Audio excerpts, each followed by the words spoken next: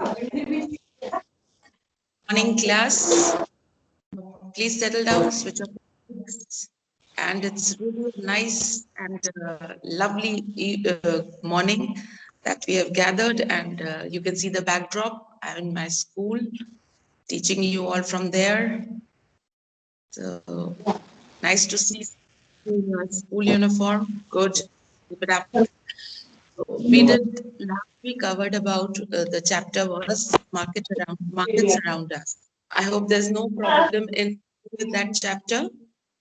If there's no problem, just leave a thumbs up. Show me your thumb up. If there's no problem, okay. So today we take up a new chapter in history. All of you on page 84, political formations in the 18th century. Now, before we go on to any detail, let me just begin with the clause of little updation of what we are going to do in this chapter. Now, concerning history, we are dealing with the medieval period right now, where we talk of the Turks, the Afghans, and then the Mughals. So the earlier, the slave dynasty, the Khilji, the Tughlaqs, etc., call it the medieval Indian history till the Mughals, the coming of the Mughals with Babur and Humayun and so on. Now, in this chapter, we are going to deal with the political formations of the 18th century. Now, 18th century was the time when the Mughal dynasty, the Mughal kingdom was in its downfall.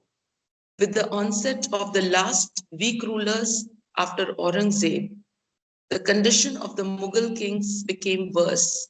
Why? Because they were weak rulers and the power was gradually shifting away, was drifting away from their hands.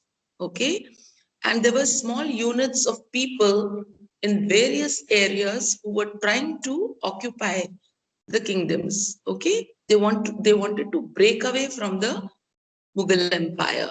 They did not want the Mughal king to be their emperor anymore. Okay?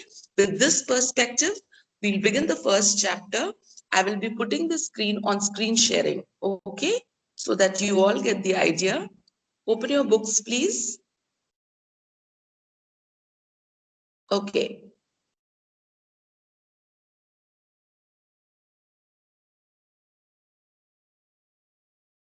Can you see the screen?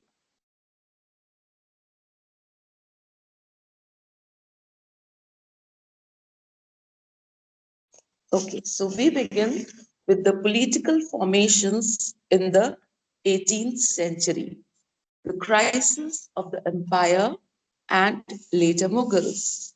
The 18th century saw the rise of many independent kingdoms after the death of Aurangzeb. The kings who ruled after him came to be known as the later Mughals, underline later Mughals. The kings lost hold over the empire and independent kingdoms grew up in every part of India. So now they're telling you about the 18th century, that after Aurangzeb was the last Mughal ruler, the power of and prestige of Mughals began to deteriorate. And why it happened so? Because it was no longer ruled by the powerful rulers. He was the last ruler to be called as a powerful king. And after him, the people who came were the weak rulers.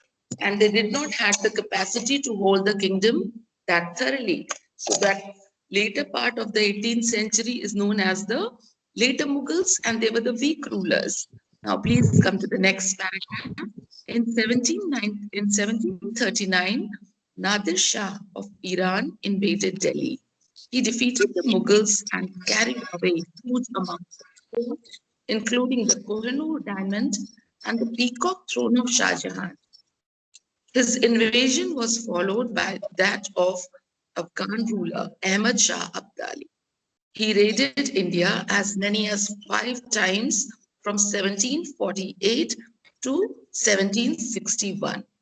Children, this is a major dealing. As you can see, that it was at this time that he was the country was going through a lot of upheavals. Now, what were these upheavals? First was the invasion of Nadersha. It was in 1739. He invaded. Why? Because he knew the Mughals are weak rulers. They were not governed by anyone powerful. So he invaded, and while he in his invasion, the country suffered a great loss because he took away two important things. One was the Kohinoor diamond, and the other was the peacock throne. Okay, then please underline the date 1739.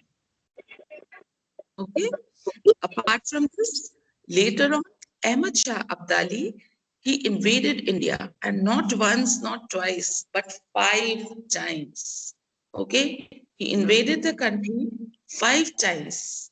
And please underline the year from which time to which time he did so. From Ma'am, 1748. please. Anything? 1748 to 1761. We now come on to the next paragraph. Okay. A contemporary writer gives an account of the financial bankruptcy of the Mughal Empire. The great lords are helpless and impoverished. Their peasants raise 2 crops a year, but their lords see nothing of either of their agents on the spot are virtual prisoners in the peasant's hands, like a peasant kept in his creditor's house until he can pay his debt. So complete is the collapse of all order and administration, that though the peasant reaps a harvest of gold, his lord does not see so much as a whip of straw. How then can the Lord keep the armed force that he should? How can he pay the soldiers who should go before him when he goes out, or the horsemen who should ride behind him? So now there's a lovely narration by one of the writers of that time who beautifully described the time in which this whole thing was taking place. 18th century was the time of weak rulers, and there were many contemporary writers. Contemporary writers means the writers who were prevalent at those times, in those time slots. So the writers had written and had shown the picture of the condition at that time. And they told very briefly, very elaborately, sorry, that it was the time when the master had no control. And who's the master here? The king. The king had lost control over his people. And there were small upheavals here and there always. The people were not listening, not abiding, and were all set to break the laws as early as possible. The last Mughal emperor was Bahadur Shah Zafar. Please underline the name Bahadur Shah Zafar. Please underline his name. In 1858, the British removed him from the throne and brought an end to the Mughal Empire. Now, if you remember, during the time of Jahangir only, the Britishers had come as trading units, and it was now that they were gradually establishing themselves more and more firmly. They were trying to gain the strength, and instead of turning into a, what do you say, a trading unit, they had turned out to be the proper rulers, kind of. They had taken hold of the situation under them. It was they who were governing and looking after the whole affairs. Okay, now did you know, come to this small little box here given, 60 lakhs of rupees and some 1,000 gold coins, nearly 1 crore worth of goldware, nearly 50 crores worth of jewels, including the peacock throne, were looted by Nadir Shah. So now here are the details telling you the loot which the invader called Nadir Shah had taken away from India at that time. And why? Because there was nobody to catch hold, to look after, and to be stern enough to stop all this. Okay, moving further, emergency of new states. Now, there emerged new states. Various new states emerged at that time. Now, which were these new states? With the decline of authority of the Mughal emperors, the governors of large provinces, subedars and zamindars, consolidated their authority in different parts of the subcontinent. Please underline these people: subedars, zamindars, governors. Now, all these people who were earlier working under the king, under the Mughal emperor, they started establishing their own power. They started considering themselves as all in all and more powerful. So, to retaliate, they started occupying the kingdom.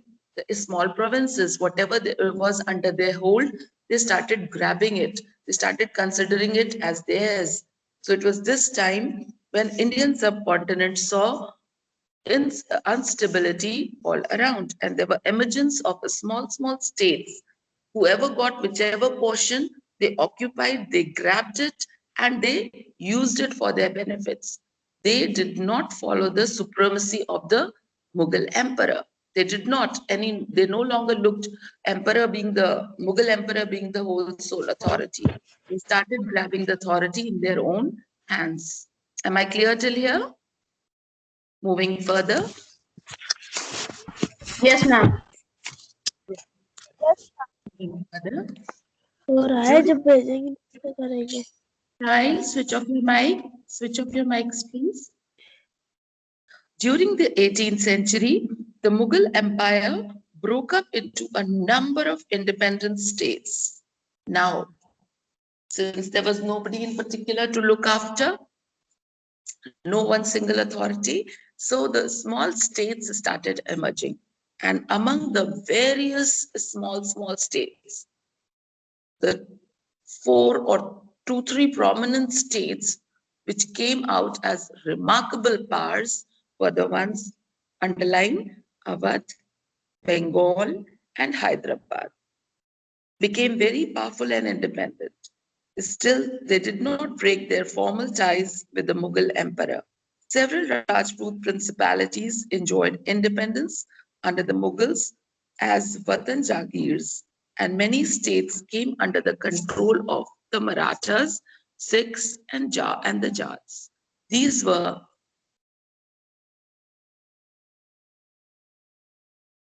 just a second, children. Yes, these were of different sizes and had seized their independence from the Mughals after a long drawn struggle. So, please, firstly, we'll first underline these various states which had broken up. So, underline Awadh, underline Bengal, underline Hyderabad. Apart from this, there were Rajputs who were taking away their watan jagirs, considering them as theirs, and they were occupying the watan jagirs were the lands given to them by the earlier Mughals. As they worked in harmony, they worked in union with the Mughals. So once the Mughals were weak, the Rajputs took away the Mughal watan jagirs which were given to them. Okay, so there were the provinces which were getting supreme, or they were holding back their power: Awadh, Bengal, Hyderabad. Now, apart from this, there were certain section of people who were trying to gain their independence, and who were they? The Rajputs, the Marathas, the Jats, and the Sikhs. Clear? So all these people, they started grabbing the power. And why were they doing so? Because they knew they had no strong Mughal king to check them. Is this much clear, children? Is everything till here clear to each one of you? Yes, ma'am. yes ma'am Yes, ma'am. So let me give you the standby instructions for now. Just let me stop the call from recording, but we will still be. Child, I see this person as in the group with no identity. Anyways, so your homework would be, you will be doing the glossary. Open to page 89. Please see that you all start doing the glossary that is given there. Okay, and then please reread the chapter and see if you've understood everything. If you come across any problem, please, you are free to leave a text message or an audio and I will answer you back whenever I see it. Okay, with this we end the class. Thank you, class. Thank you, ma'am. Bye, Thank you, class. ma'am. Thank you, ma'am. Take care.